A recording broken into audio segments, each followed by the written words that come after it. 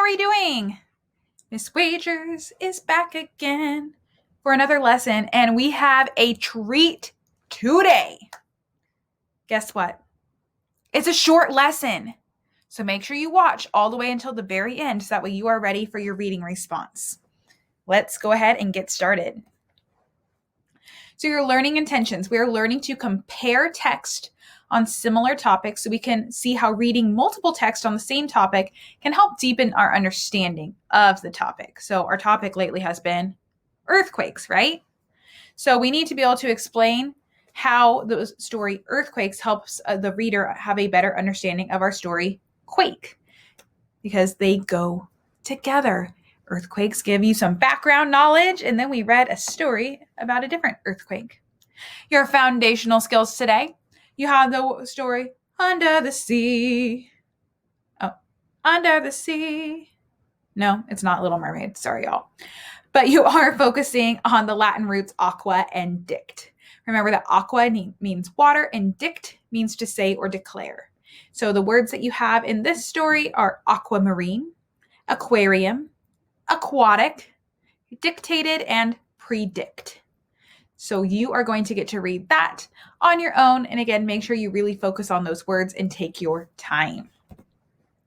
So today we are comparing text. We're comparing the story Earthquakes and the story Quake. And first off, we want to think, how are these stories similar? How are they the same? So let's think about that. Earthquakes, Quake. Well, they share the same topic, right? They're both talking about earthquakes. The book Earthquakes is telling you all about them. The story Quake is the story of how a boy responds or how he has to react when an earthquake strikes his town, right? They both describe real events. They both talk about the 1906 San Francisco earthquake. So in the book Earthquakes, it tells us a little bit about that. And also in Quakes, that's what the whole thing is about. So for example, from the book Earthquakes, it says the 1906 San Francisco earthquake was one of the most violent earthquakes ever recorded. It was felt over an area of 375,000 square miles, more than twice the size of California. More than 3,000 people lost their lives in the earthquake and the following fires. This view shows San Francisco in flames hours after the earthquake. The fires alone destroyed 28,000 buildings in the city. So remember, this little excerpt comes from our story Earthquakes. That was the informational text we read. So in this page, they're giving us information, facts about the San Francisco earthquake. But we also read the story Quakes. And Quakes was a story that was based around this 1906 San Francisco earthquake. So I said, buildings began waving in and out, and the street pitched like an angry sea. Jacob took a step forward and fell. He heard a wagon overturn and crates thud to the ground. Raising himself on all fours, he tried to make sense of what was happening. This is an earthquake, he realized. It'll be over in a few seconds. Jacob remembered several earthquakes and how the ground had seemed to roll. Sometimes dishes had fallen off shelves, but in an instant, the quakes had been over. Then the street continued to heave and roll. Jacob's ears filled with the roar as loud as thunder. In the gray light, he saw the cobblestone street split down the middle. A ditch several feet across opened. As Jacob watched, the ditch yawned wide, thinned to a slit, and then gaped apart again. So again, in this story, what's happening? The author is describing the San Francisco earthquake, but from a character's point of view. So this character didn't necessarily actually live in the San Francisco earthquake, because the characters can be made up. This is a historical fiction story. So it's based in a real event that really happened. We had the 1906 San Francisco earthquake. That's something that really happened. But some of the things, like our character Jacob, was not necessarily a real person. Okay, so that's made up, but it's still describing the same thing. So both of the topics in the stories, we have the San Francisco earthquake. So then we can also think, about how the texts are different. We want to contrast the stories to tell, again, how they are different. To compare what we just did means to say how things are the same. And then to contrast is to say how they are different. So let's think about this. How are they different? Tell me one. Tell me one way that the book Earthquakes and our story Quakes, how are they different?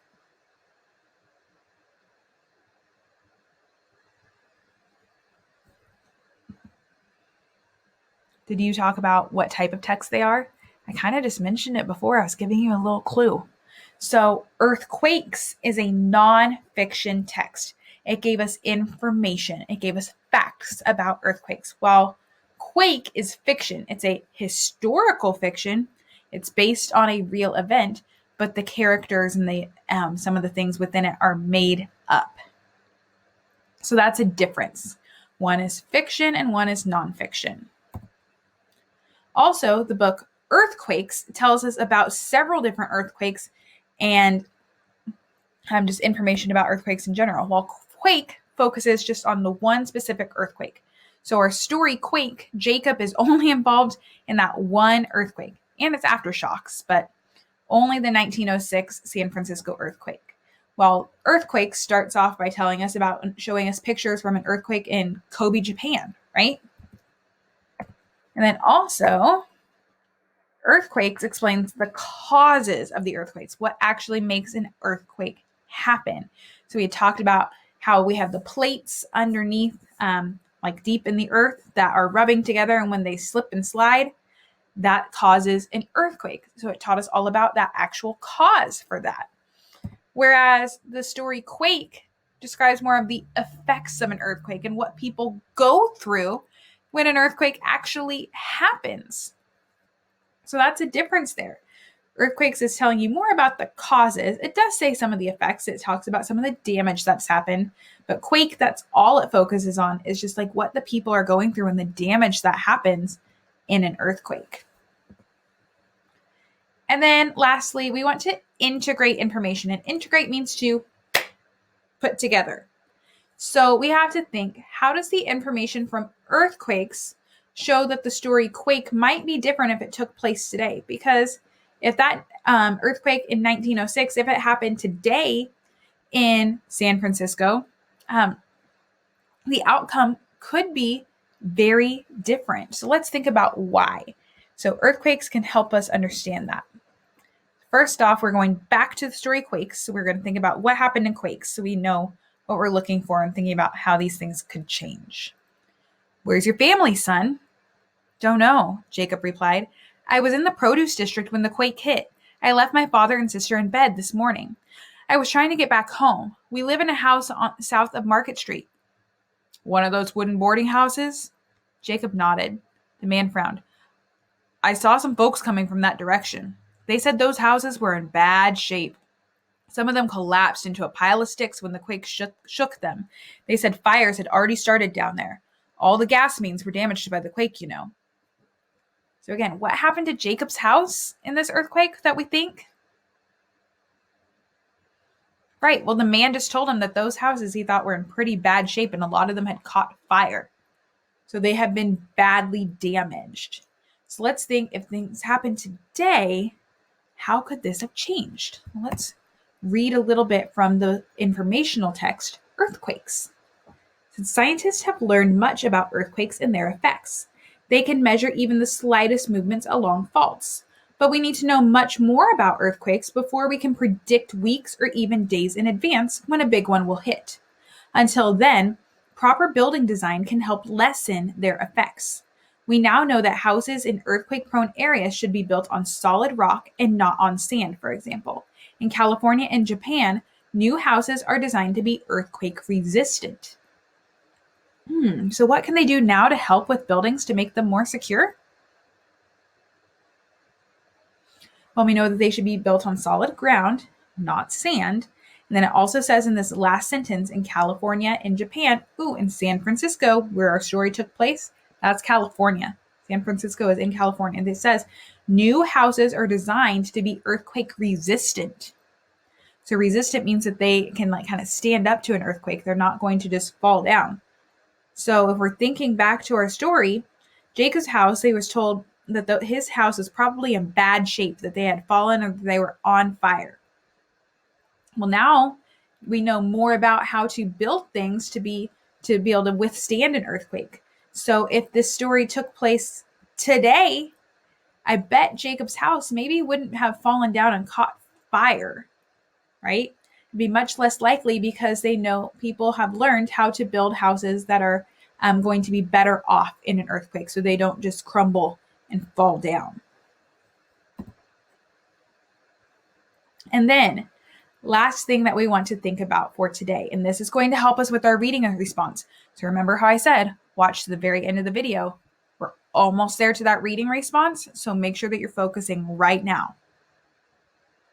Put everything else away, stop doing everything else, and listen and focus on our screen here. So I had said at the, Jacob had gaped at the man. Look here, Sonny. I wouldn't worry too much. Your family's probably fine.